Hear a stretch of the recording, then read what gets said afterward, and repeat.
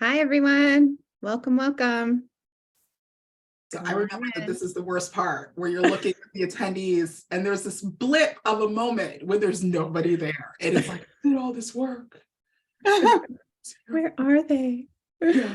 No, it's like it's bad. It's a bad time for that moment. But then people come and it's totally okay. Hi, everybody. Come on in. We're just waiting for Hi, internet. See all these lovely names. Lois and Jane and Steph. Hey, Steph. Yeah. Susan. My Aunt Karen is in the audience. Karen. Aunt Karen. Hi, Aunt Karen. Yes, so excited in New York. So pumped. She's been pumped for this, and I'm pumped that she's here. So hey, cuz. So excited to see you. And Allison. Hi, Allison. We're just waiting in just a few minutes for people to join. Nisi, I forgot to ask you, where are you joining us from? Seattle. Oh, that's Yeah. far. It snowed, right? Did it snow? It did, but that's all gone. Oh, Yeah. It's rather cold. It's like 50 degrees. 50 is warm for us. I know you are out there wearing culottes when it's 50 degrees, but 50s is open the sunroof weather around here. It's like, oh, True. it's 50. Hey, it's a good day. That's wonderful. 50s. That's big time weather, especially in March. 50s in March is good times around here. Yeah. wow. Balmy. It's iced coffee weather. Yeah. Oh, so just to be clear, it's iced coffee weather here all the time, which I don't believe in. That's fair. Touch the stuff unless it's July. I don't understand that, but everybody else around here does that. It's really I prefer tea myself. I make my own blends and everything. Oh. Now I wish you lived closer. I know. I think we might have to get some of a recipe out of that, out of this field, now that I have a new goal. Okay. That's well, so do you want to get started, Casey? And then we'll pop in. Let's get started. Hi, everyone. I'm Casey Robinson. I'm the events manager at the Silver Unicorn Bookstore in Acton, Massachusetts. Thank you for joining us tonight. We haven't had a virtual event in a while, but this is surely one not to miss. So we're really happy that you're here tonight. I am very happy to introduce two amazing people.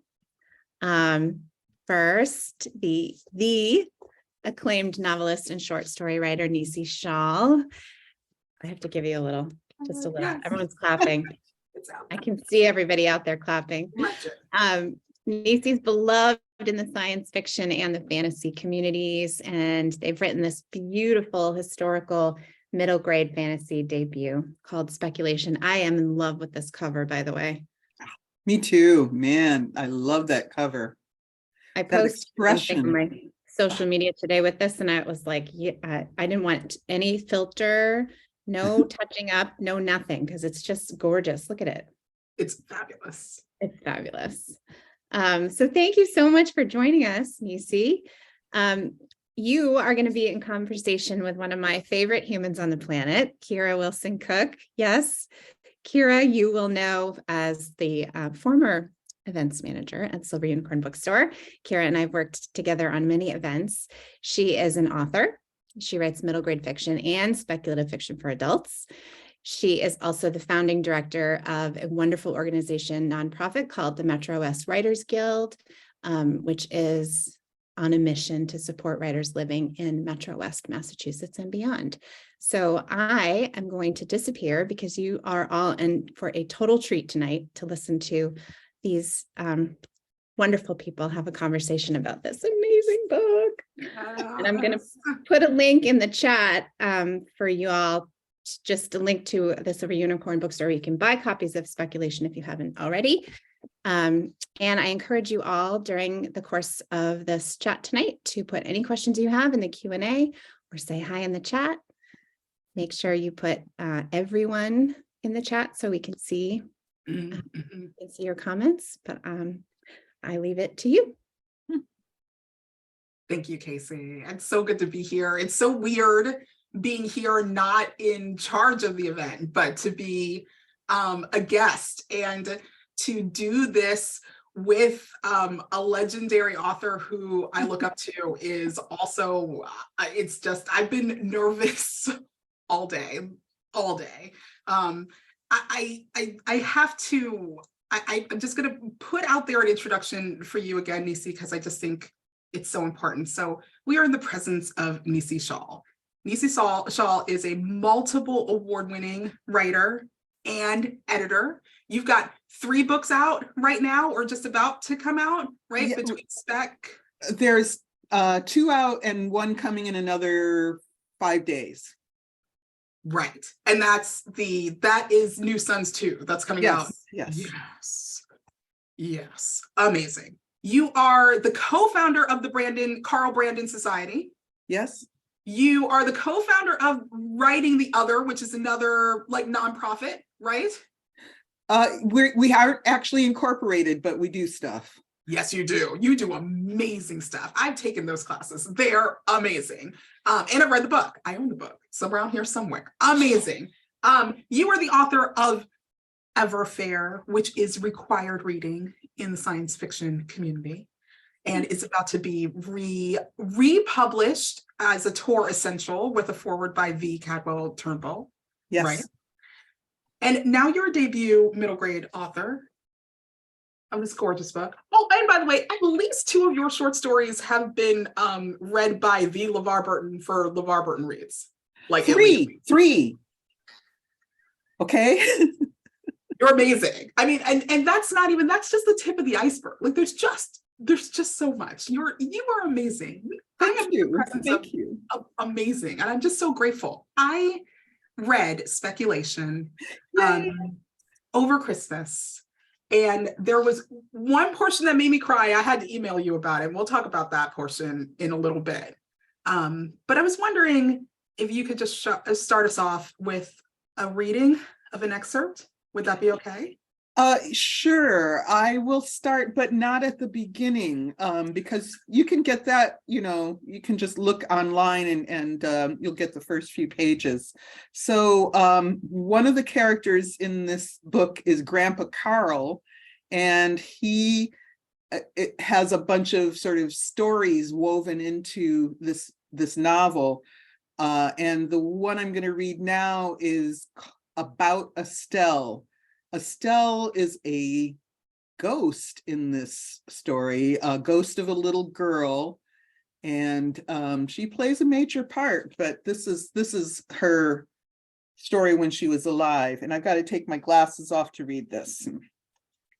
Which is kind of ironic. That's funny. Yeah. It is. About Estelle. Estelle Cole was born on a March morning in 1891. Only 28 years after Lincoln freed the slaves. I know that seems like a long time ago, but I was alive then, though I can't rightly remember everything about them days myself.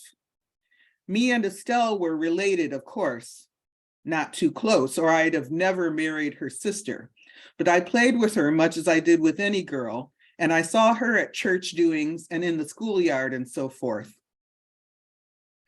Estelle means star, and she was always looking up and asking questions about stars, about the skies and what was to be seen in them, which was a lot more back then, though you probably don't believe me, but it's true.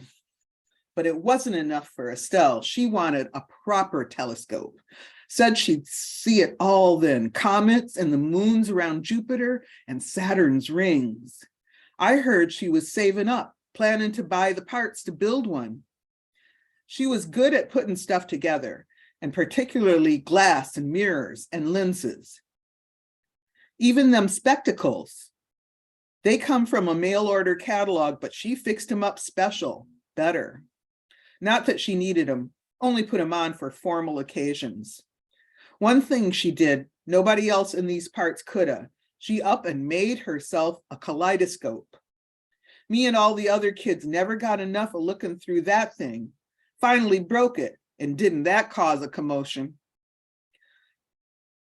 See, without movies or TV shows, kids had to entertain themselves. went swimming and fishing in the summertime, sliding in the winter, when we didn't have work to do at home. What kind of work? Churning butter, skinning furs and tanning hides, dipping candles, making sausage. Sounds interesting, don't it? Believe me, it was work, and we were glad to get away from it when we could. Girls had the worst of it, I admit. Some of them never even got to go to school, which you might say was a big bonus if you was like your cousin Benny. But generally, girls who weren't in school were cleaning, cooking, minding their younger brothers and sisters. By minding, I mean what you call babysitting nowadays, Winna. Not obeying them, no. And no, they didn't get paid for it.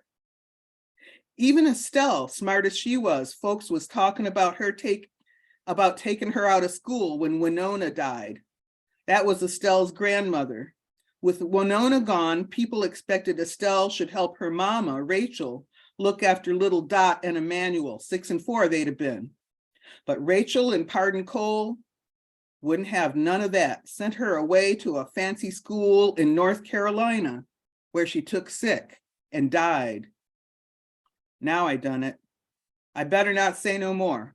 No.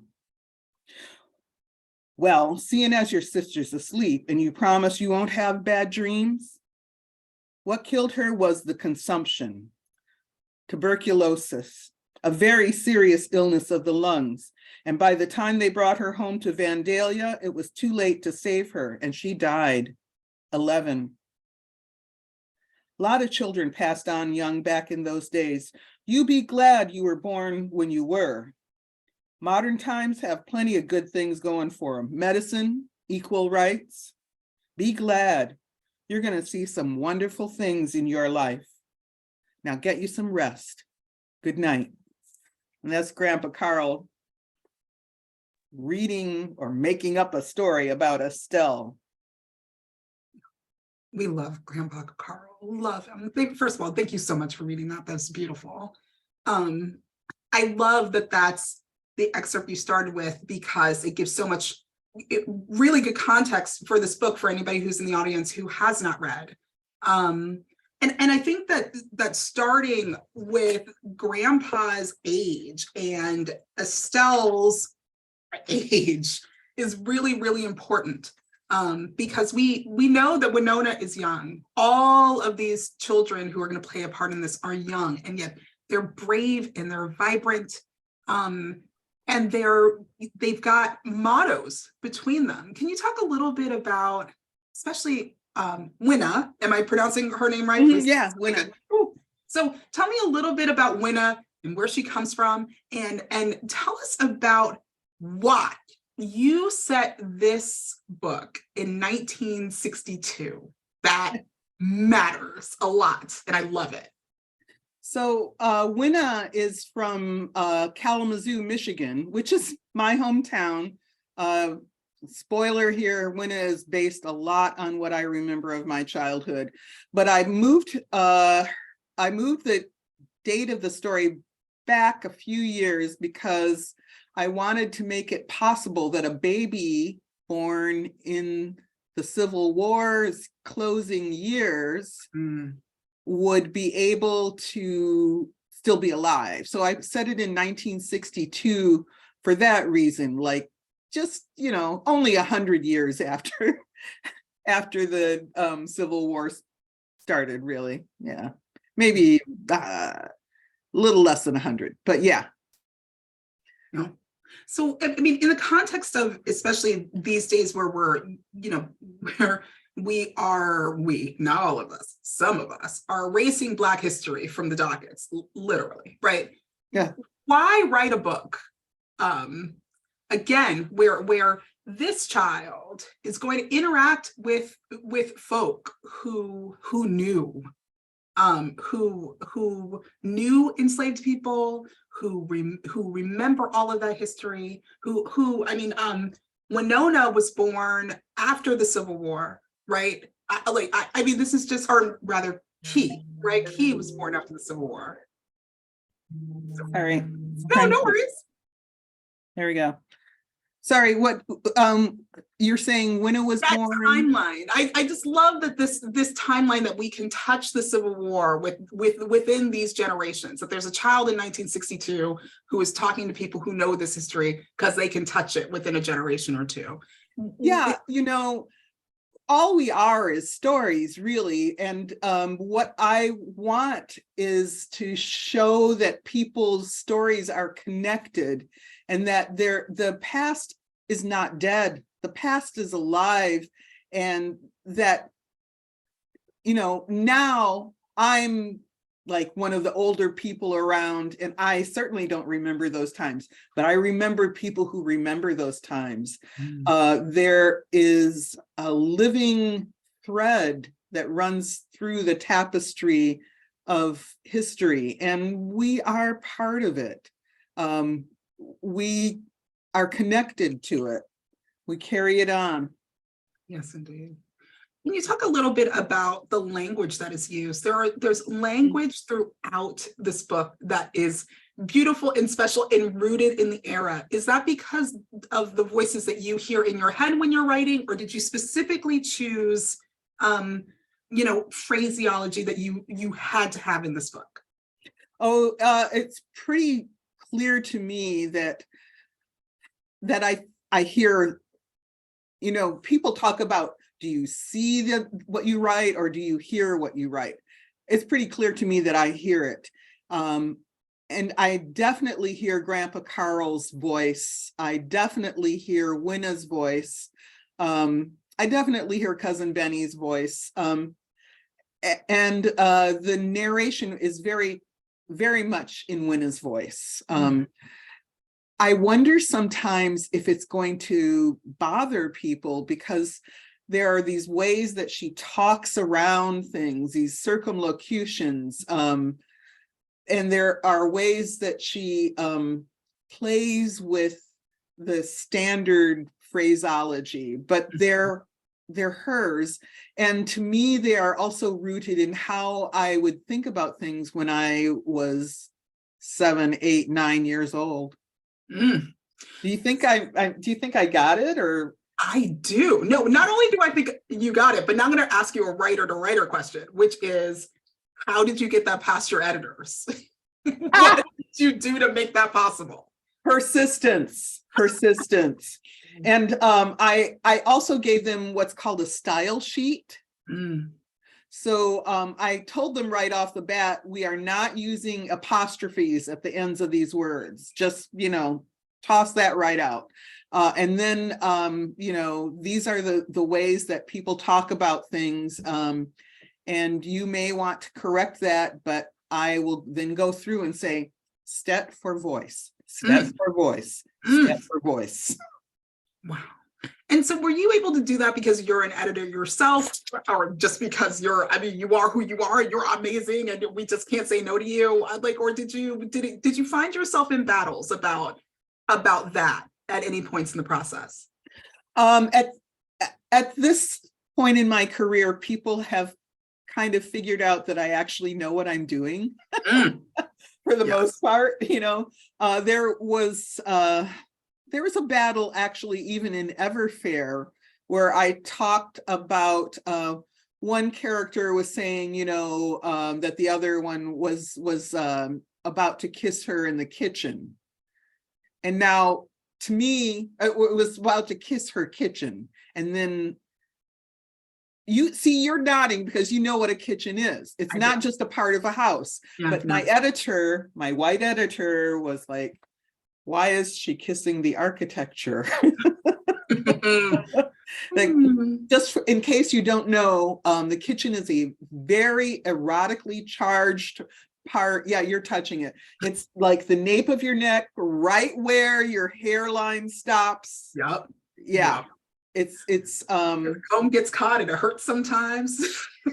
And it is a turn on. That's all I'll say. Yeah, so I kept that in there, but I had to fight for it. I don't recall similar battles in this book. Just, people would try to correct things and I'd say, you're wrong. Yeah. and it comes, what ends up happening is that we get language that is rooted in the era and rooted so deeply in Winna, that we experience the world on so many levels. And I remember you talking about this at Viable Paradise. I'm going to do a little bit of inside baseball here about how language makes the world. And I think that the language makes this world in a way that's really special. And I wonder what you hope for modern young readers. I mean, I enjoyed this because I'm an adult, right? But I want my 11-year-old to enjoy this. What do you hope that a 11-year-old will get from picking up this book? One thing that happens to me when I start reading a book which has sort of a different slant on the language, like when I read a Nalo Hopkinson novel or something, I start thinking that way. My internal monologue, is full of D's and dem, and it have one of these, and instead of it has something, or there was, it's it have. So I'm really hoping that some of my readers fall into those patterns too, and maybe revive them a little bit.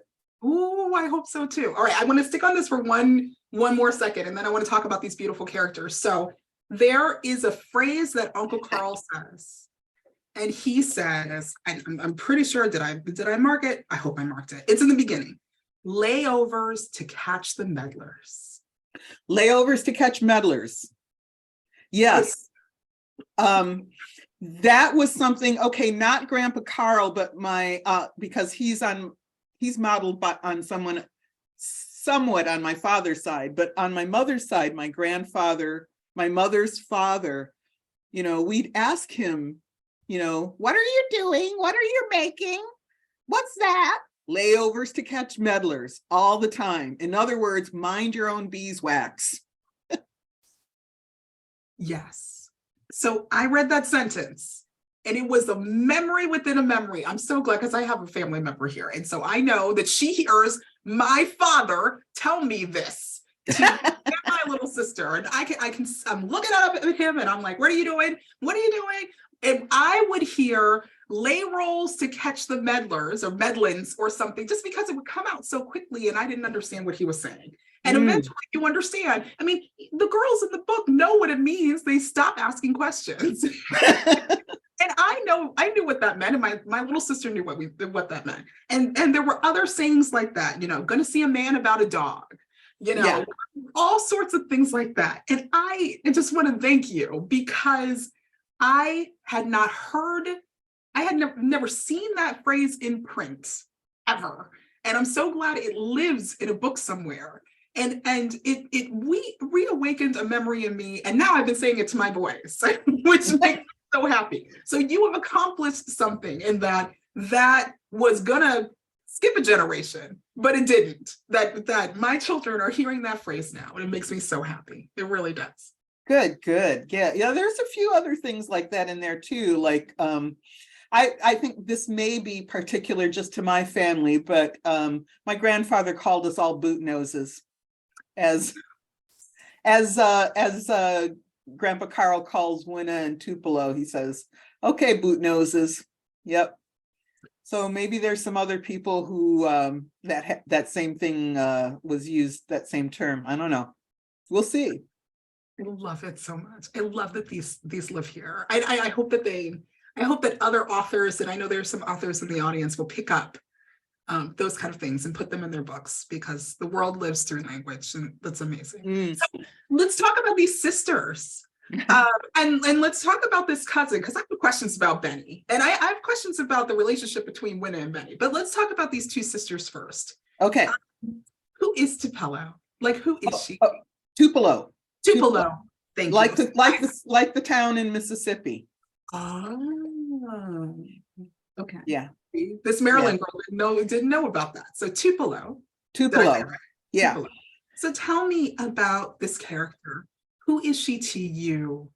What were you feeling when you were writing her? She is based very heavily on my younger sister, Julie, 2 years younger than me.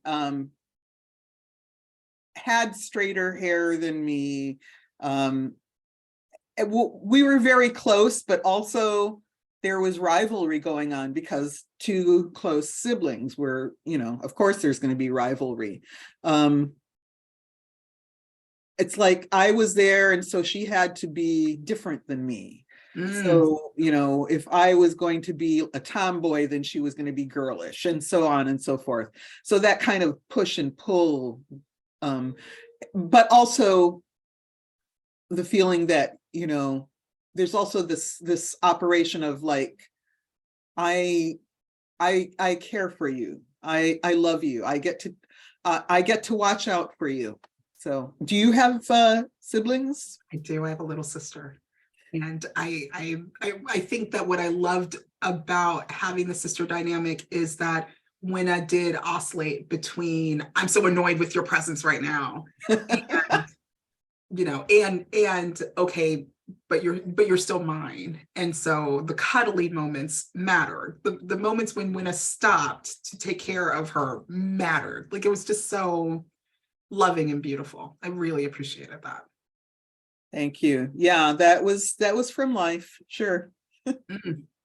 And so I think that it's very different, that relationship between, but there are mirrors in the relationship between Winna and Benny. Let's talk about that, because that's a complicated relationship. It's very complicated. For that, I actually had to go outside the family. I have three. Okay, so there were three girls. My mom had three daughters, so no brothers. Mm-hmm. And then my aunt, my mother's sister, had three boys and three cousins. But they were not like Benny. Benny is more like some of the boys I went to school with.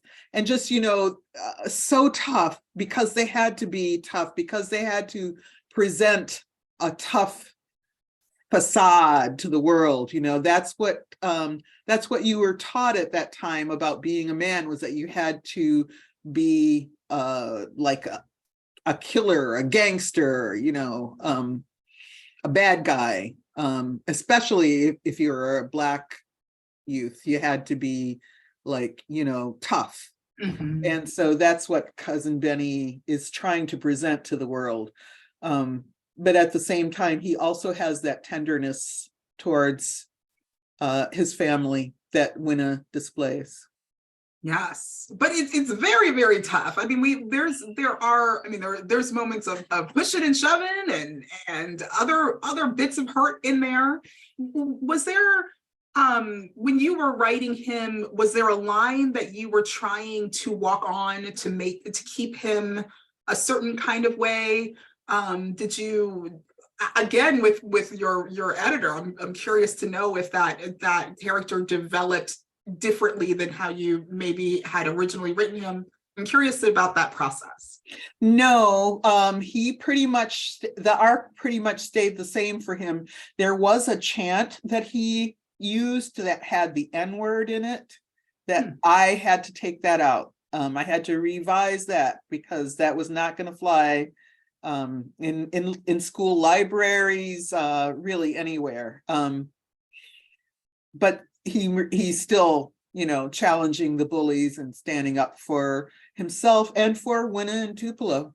Yeah, he totally does. As a matter of fact, there's still a minute when he says, "Excuse me, I'm going to go beat up some Peckerwoods now," and that is an interesting moment. I mean, and when we, again, thinking about language, first of all, I loved that. I really loved Betty because that fierceness comes out all the time.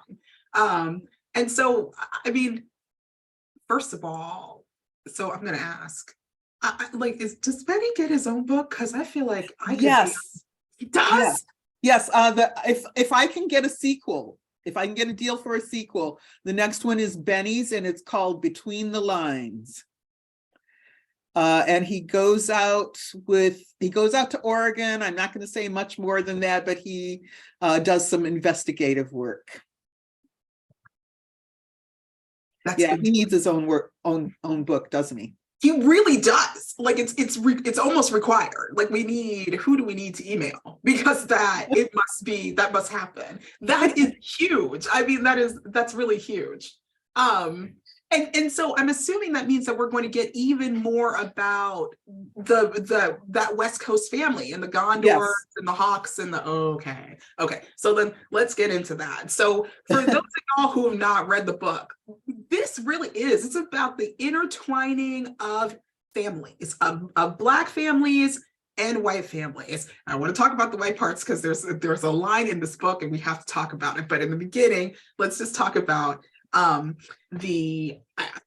gotta go back to the back of the book. I'm so grateful that you gave us family trees back here. So the Coles and the Hawks are interconnected in an extraordinarily special way. And maybe we shouldn't spoil it, but can you just talk a little bit about why you chose to intertwine these families? Well, they needed to help each other. That was what it was all about, really. I don't think that it's in the book, but there's a line that I recall that reflects the situation of the book. Maybe it's in the book. It's something that one of my relatives said to me. All the colored were related to each other in those days. All the colored hereabouts were related to each other in those days. So yeah, they're looking out for each other. They're a community, a really deep-rooted community. Mm-hmm. And so when you were conceiving of this novel, did you in the very beginning, did you know it was going to be a novel about families intertwined like this? No, I didn't. But, honestly, I just was looking for something else, and I found a notebook where I was writing about this 20 years ago. Okay, so I really don't remember what I was thinking at the beginning, honestly. But I don't think it had anything to do with families intertwining. I think it was more about redeeming a curse, changing it into a blessing. Exactly. So can we talk about the curse? Can I ask a grown folk question about a kid book? Okay. So the burden, which is the curse that we must lift from the Cole family. Are you really writing about, really is not the word that I'm looking for, but are you attempting to write about, the literal burden of intergenerational trauma and what that means? Okay, cool. Yeah. Just want to make sure. Okay, great. Interview done. No, that's what's going on. There are real physical effects of the trauma that are passed down. Again, this was something that my first editor didn't quite get. To her, it read like blame the victim kind of thing. Oh. Yeah, I can see how that you could look at it that way, but for me, it's just like, I am carrying this and I'm going to hand it off to you.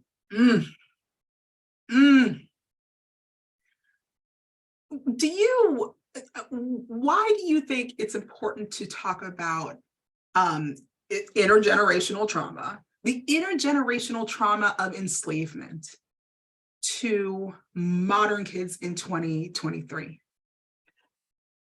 I'm just telling you, it's really there. And it's the degree to which you let yourself become aware of the depths of that trauma is the degree to which you will receive the riches and rewards that your ancestors also have for you. The past is full of terror and it's full of treasure, and you gotta access one to get to the other.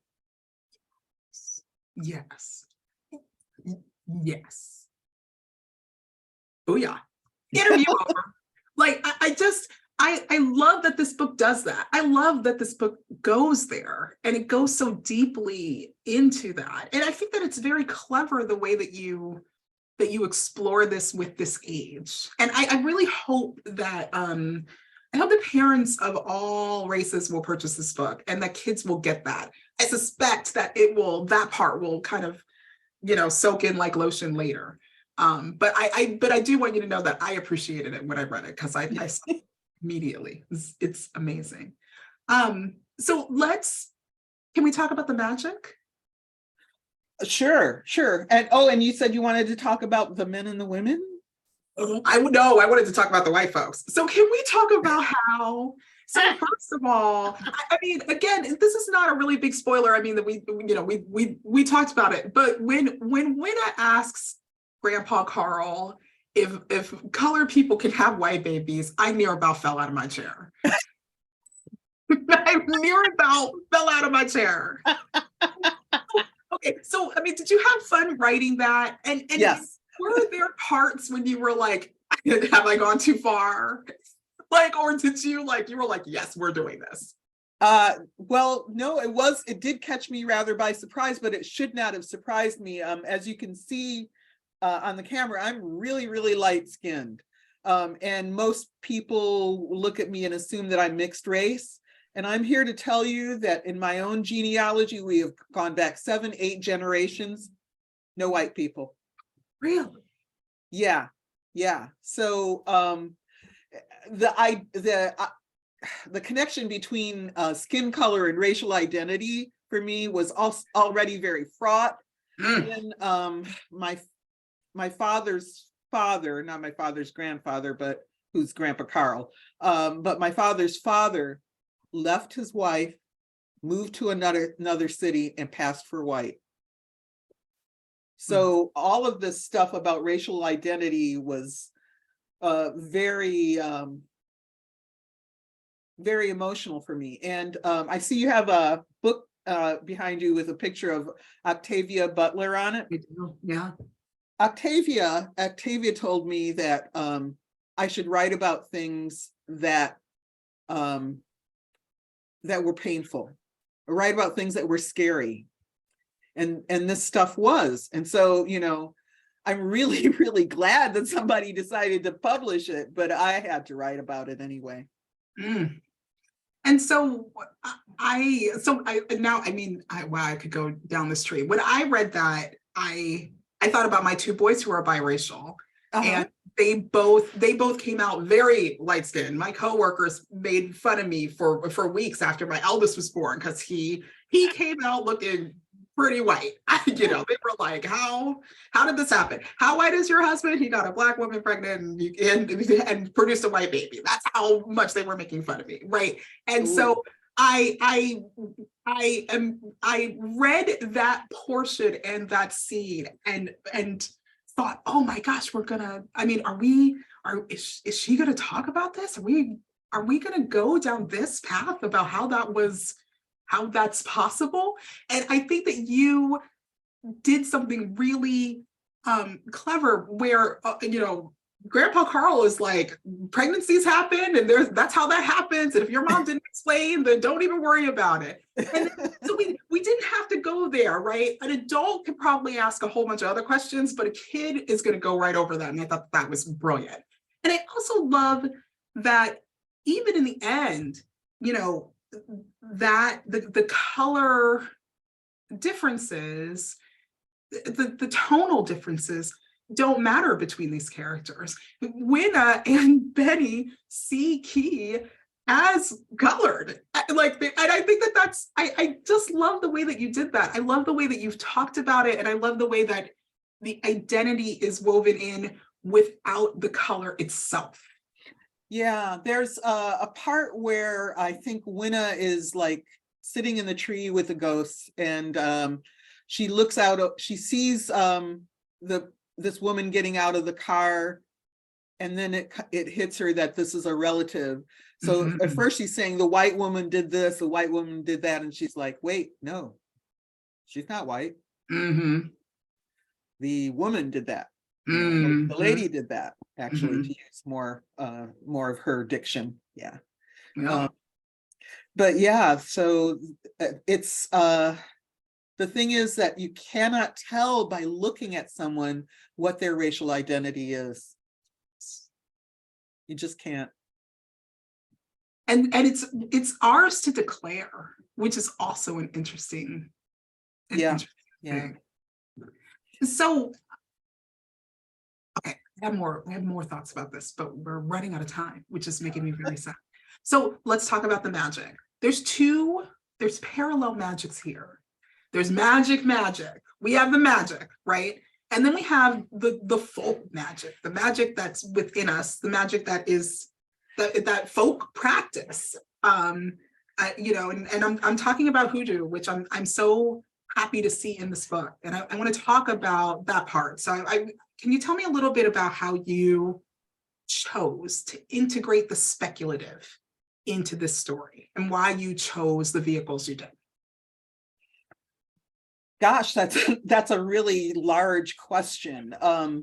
I am a practitioner of a traditional West African religion, which is closely related to hoodoo. Many West African religious and spiritual traditions are intertwined. There's like regions in the New World that correspond to an influx of people from regions in Africa, and that's why you have differences in practice. So what I understand is that in North America, it was more hoodoo than the particular variety that I practice. So that's why I chose that rather than, the stuff that I'm more familiar with, because it seemed right for the geography. And it is something that is an older tradition, and that's why I wanted Grandpa Carl to be part of it. But I also didn't want, there's a way that that tradition works with Christianity rather than against it. And so I wanted to make sure to represent that fairly with the cemetery and with Grandma Dot's, church going. I don't know. Did I answer the question? No, you did. I think that's perfect. So I think it's interesting that Grandpa Carl is the one who practices and Grandma Dot wants nothing to do with that. And I think we don't have to spoil, but there's just such good reasons why that is, and the way that he practices is just so cool. And I love that Winna accepts it immediately upon seeing it and experiencing it. Can you tell me a little bit about how you wove, what is real, hoodoo's real, right? With then into that other part, her being able to experience her ancestors and the ghosts and the integration into the tangible. It's all real. I'm sorry, I've made up very, very little of that. I have had that experience that Winna has at one point with your hands tingling with power. I have had that literally happen to me. I have not seen my ancestors through magic spectacles. That part is a little made up, but it's, how did Emily Dickinson say this? Tell the truth, but tell it slant. It's true. It's just not 100% factual. So that's what I tried to do. I tried to tell the truth and tell it slant. Does Benny get to have a true and magical adventure of his own when he goes to Oregon? So there is, you know that I'm a fan of Edward Eger, right? It says all through the book, Edward Eger did this, and it starts out with her reading. There's a maddening book by him called Magic or Not, in which it's really ambivalent. is magic happening, or is someone like, hoaxing the kids? That's what Between the Lines is going to be like. Because Benny, bless his heart, he's so rationalistic. He is not going to accept that magic is happening. Yeah, he doesn't believe. Like, he Nope. really doesn't believe. It's actually important that he doesn't believe. There's a cool part of the book about that. Like, so that's very curious. Yeah, but that's my understanding of how it works for him. So it will be his viewpoint, but it will be dubious whether or not it'll no one will know for sure, and he certainly will decide that it's not true, that there's magic happening. I love this. Okay, I know we're gonna probably go to Q&A in a second. I know that Casey is probably waiting to press the button, but just really quick, in the end, we leave these characters, and there's a part that is hinted about who Winna will become. Winna's in a house and she's looking at all of the beauty of it, and she thinks to her, she says, I think out loud, or she thinks to herself, I'm going to live in a house like this someday. And Estelle shakes her head no. And I thought that was very interesting. We don't really get any more about that. Can you tell us? Yeah, no, I'm glad you picked up on that. That's a very slight thing. I just think that someone who is outside of time would have insights into the future, and I think that Winna would love to live like Grandma Dot, and she's not going to. Yeah. As an adult, no. She's probably going to live in another part of the country, maybe another part of the world. Okay. All right. Do you know? Do you have in your head who Winna becomes? I do not. We'll see. How do you feel about this genre? I mean, you usually write for adults, and now you're writing for these kiddos. Have you enjoyed this level, or do you want to go running back to grown folk after hanging out here? Oh, I love it. And as I said, I want to do the sequel. Yeah, but what I'm really concerned about is, do the kids like it? Am I just like, doing something that nobody cares about, or that adults care about and adults like, but that kids are like, nah, you got it all wrong. That's who I need to hear from. Okay. I'll get my boys to read this and send you some emails. Yeah, please. If they can make it through. They'll make it through. I'll make them make it through. Okay. There's no doubt about that. There's no doubt about that. Okay, it's 7:50, so I'm gonna open up for our Q&A just a little bit. So my friend Steph is here, and they ask, is your process writing for kids versus adults different at all? And do you find one easier than the other? I think that the Grandpa Carl's stories were easier than a lot of the adult stuff that I write. But I just finished this novella based on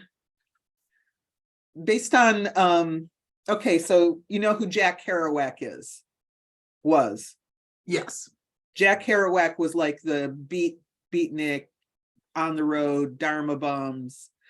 He wrote a book called The Subterraneans about his love affair, his 6-month love affair with a Black woman, whom he called Mardu Fox. Oh. So, right. So that was not her name. But so my novella is basically her journals. Ooh. And that was even easier to write. So I don't know. They're both, Everfair was hard. Speculation was pretty medium. Mardu Fox was like falling off a log. Okay. So, so, so then now what? What are you gonna do? You're gonna write the sequel. It's gonna be less hard. I guess if I get to write the sequel, yeah, but first I have to, I'm just polishing off the sequel to Everfair now, so. I don't think I knew that. Yes. Yeah, I sent in a draft, I did revisions, I've got maybe one more round of revisions. It's called, that one is called Kinning. Oh, okay. That's good news. That's like, Yeah. So sure, sequel. Yeah, I'd love to do more. Yeah. excited. Okay, I'm excited. Okay, wait, the Q&A just filled up. All right, so my friend Trisha would like to know, did you go into writing this with a particular age of reader in mind? I did. I hope I got it right.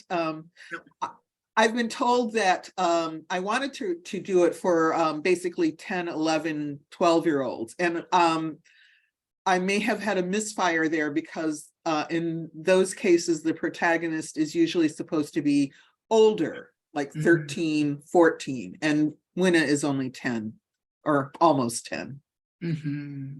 Yeah. So then Steph would like to know, this story and your stories, I think, have many layers and they're very complex. How do you come to those layers? I guess as a writer, do they come out in that first draft? Do they come through the revisions? Yeah, they do come out in the first draft, y'all. I'm really sorry. No, I know that people like will do things where they're like, just get it out on the page. Just, do it on the screen and then you can go back and make it better later and it's going to suck. It's not my process. I will change things, but often what I'm doing is simplifying. Sorry, that's how it works for me. So how long does it take you to draft a draft? Then for all of us who were chasing you. Years. I'm sorry. Again, I'm sorry. Because really, it'd be nice if I could just snap them off like Seanan McGuire, who writes like 2 novels a year or something. But yeah, the Mardu Fox one, which isn't even a full book, I was working on it.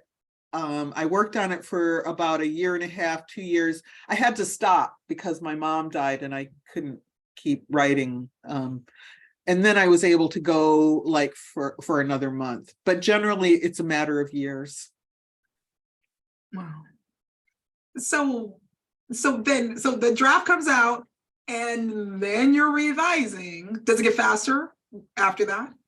Oh, the revisions are much faster. Yeah, I can actually, I have a planner and I can actually like write in there, oh, these are the days when I'll be working on Kinning. These are the days when I'll be doing my revisions of speculation, so I know how long it'll take. Yeah, to the day. Oh, wow. Okay. So it gets there. You get there. That's okay. That's different. I'm like, oh no, I'm never going to be successful at this rate. Oh no, I get that out of the way right away. So so Lisa would like to know, can you talk a little bit about your writing and world crafting process? Oh, that is an intensely back and forth thing. I usually start with the characters and then I try to think about what shape the world is that makes them the way they are. And then I will like think about what they would do to make a difference in the world. So it goes back and forth. Okay, finally, a question for the audience, and then I have one more for you, which is, so do you have a long process before you even start writing? So in other words, are you doing that subconscious percolation before you get started, and that's why your drafts are so layered and complex and perfect? It's subconscious. I can't tell you. I mean, people will ask about like, where do the ideas come from? And they come from like walking around the neighborhood, or people saying something that you mishear, or, you know, it doesn't, the things that I'm thinking about, they usually don't get to critical mass until I start making notes. Sometimes it'll be a prompt, like the story of mine, Queen of Dirt. I knew what I wanted to write after I got invited to the anthology and stuff like that. Mm-hmm. This is very cool. I love knowing your process. This is just, I'm loving this. This is so cool. So may I ask what you're reading? Like, are you reading anything right now? And what is getting you excited if you are? I am reading mostly student work, which is, you know, that is so much fun, because I get to find out what's really, really weird, what's really, really new, what's really original, as you know. As you know.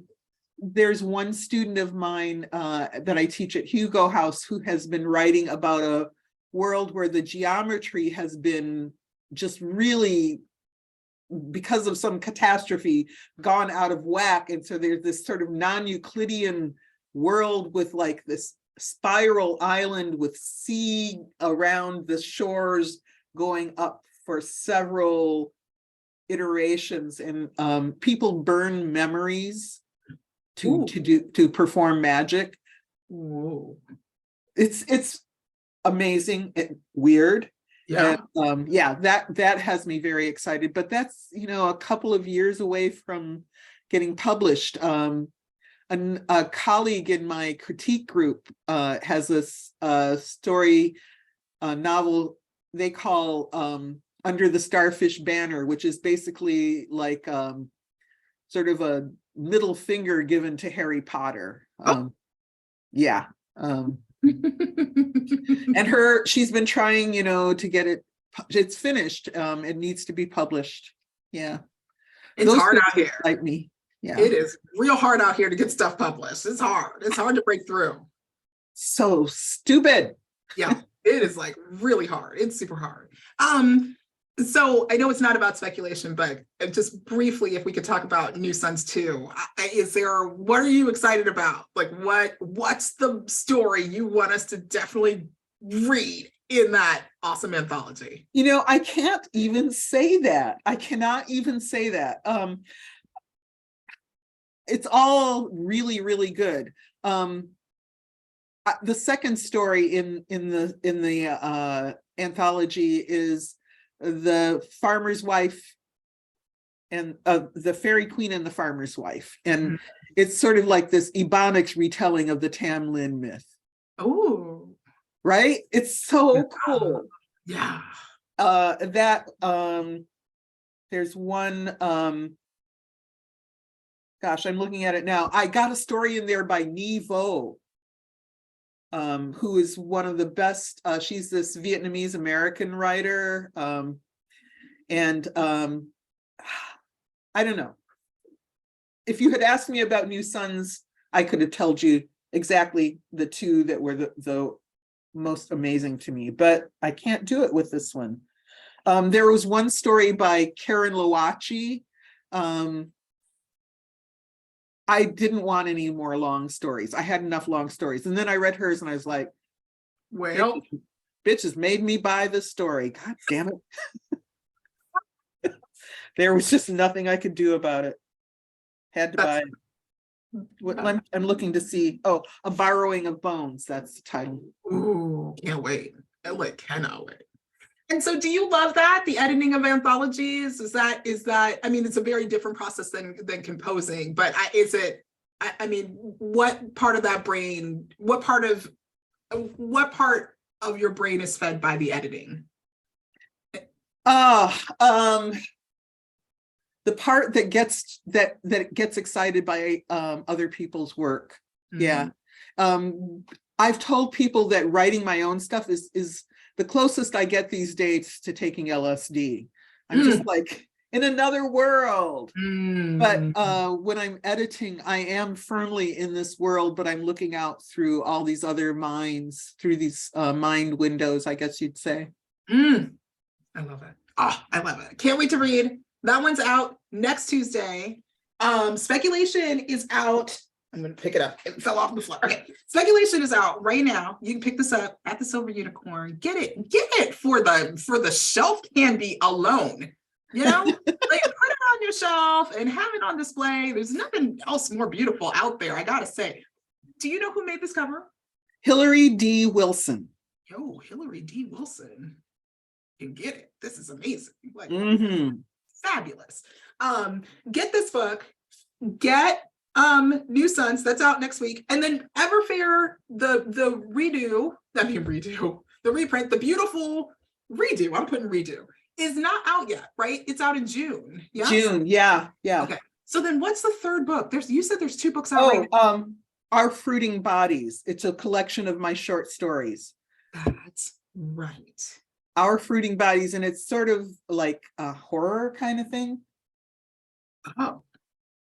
Okay. It's really different. Yeah. The cover, let's see if I can find it. No, I don't have it, but it's a photo of slime mold. Cool. Go get that. First of all, Black horror is some of the best horror out there. Go read it. So excellent.